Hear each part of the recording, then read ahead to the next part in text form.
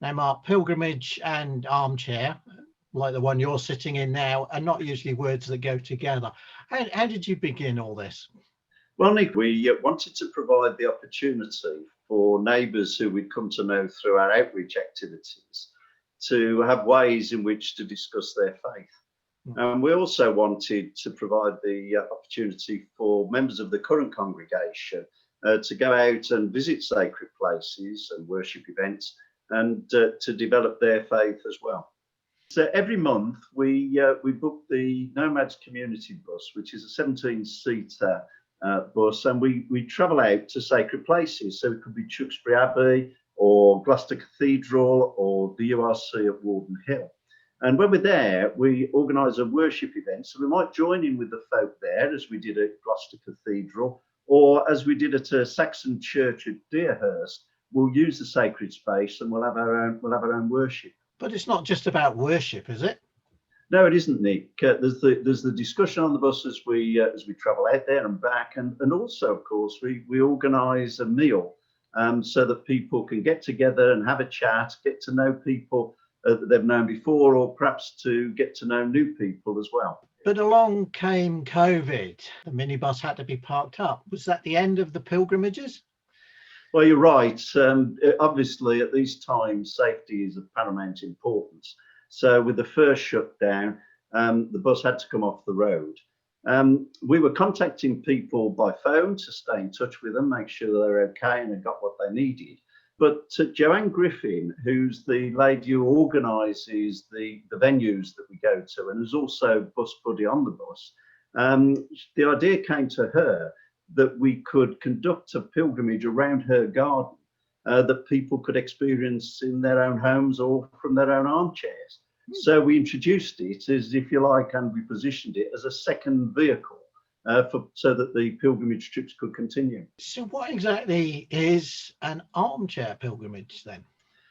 Well, for example, as round Joanne's garden, there'll be a photograph of one of the 6 different stations. So there might be one of a tree and one of a bench.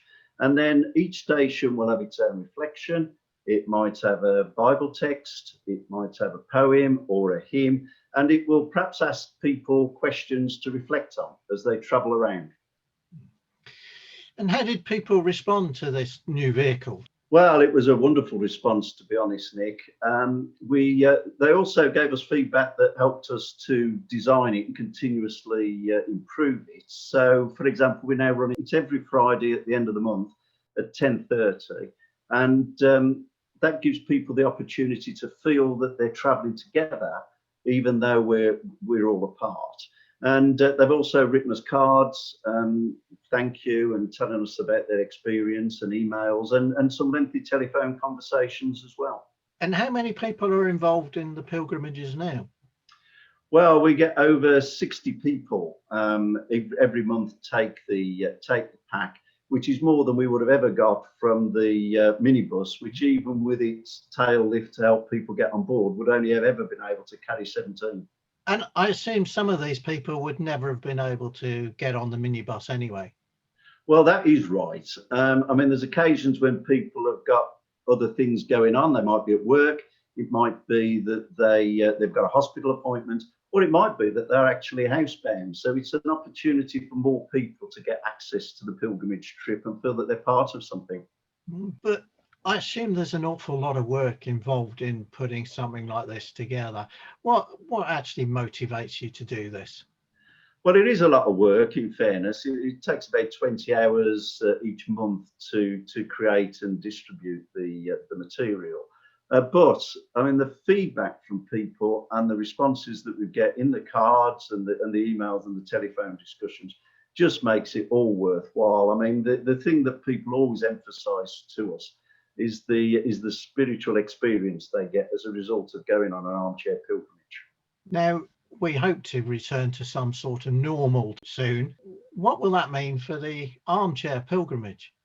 Well, what we found was early on, the folk who had travelled on the bus wanted to let us know that they hoped that the bus would continue in the future. And then later on, as we progressed through COVID, before the second lockdown, people wanted to know that the the Armchair Pilgrimages will continue too. So God willing, that's what we're going to do. We've basically added an additional vehicle to the fleet now of 2, so that people will be able to continue to experience the Armchair Pilgrimages. Well, it's so interesting to hear how a crisis such as COVID has enabled you to take a good idea and to develop it further and to reach many more people.